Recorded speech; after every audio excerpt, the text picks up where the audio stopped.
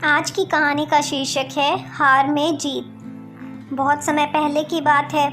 भारत के दक्षिण में एक छोटा सा राज्य स्थित था।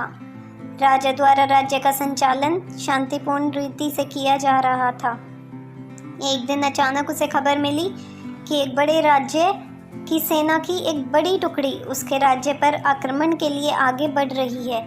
वह घबरा गया क्योंकि उसके पास उतना सैन्य बल नहीं था जो उतनी बड़ी सेना का सामना कर सके। उसने मंत्रणा हेतु सेनापति को बुलाया। सेनापति ने पहले ही हाथ खड़े कर दिए। वह बोला, महाराज, इस युद्ध में हमारी हार निश्चित है। इतनी बड़ी सेना के सामने हमारी सेना टिक नहीं पाएगी, इसलिए इस युद्ध को लड़ने का कोई औचित्य नहीं है। हमें अपने सैनिकों के प्राण गंवाने के बजाय पहले ही हार स्वीकार लेनी चाहिए। सेनापति की बात सुनकर राजा बहुत नाराज हुआ। उसकी चिंता और बढ़ गई। वह समझ नहीं पा रहा था कि क्या करे और क्या ना करे। अपनी चिंता से छुटकारा पाने के लिए वह राज्य के संत के पास गया। संत को उसने पूरी स्थिति से अवगत कराया और बताया कि सेनापति ने तो युद्ध के पहले ही हाथ खींच लिए हैं। ये सुनकर संत बोले, राजन, ऐसे सेनापति को तो तुरंत उसे पद से हटाकर कारागृह में डाल देना चाहिए। ऐसा सेनापति जो बिना लड़े ही हार मान रहा है, उसे सेना का नेतृत्व करने का कोई अधिकार नहीं है।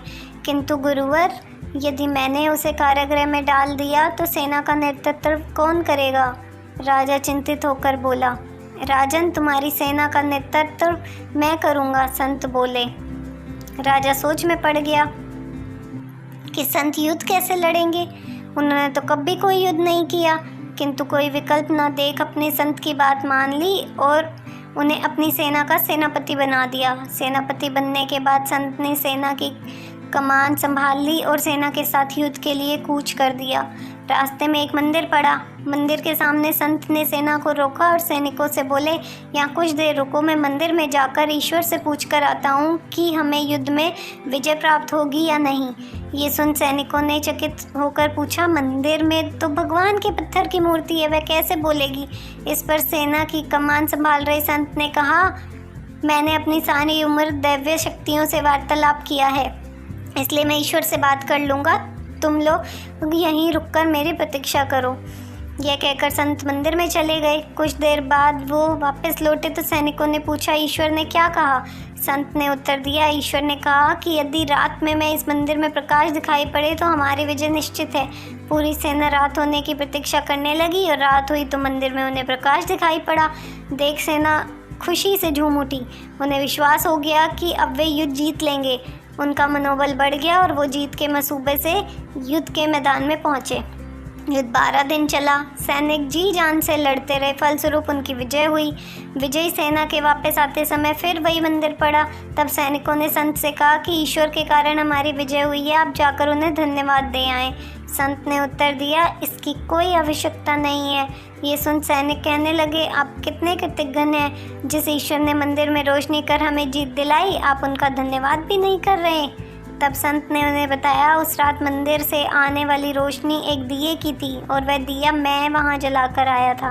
दिन में तो वो रोशनी दिखाई नहीं पड़ी, किंतु रात होते ही दिखाई देने लगी। दिए की रोशनी देखकर तुम सब ने मेरी बात पर विश्वास कर लिया कि युद्ध में विजय हमारी होगी।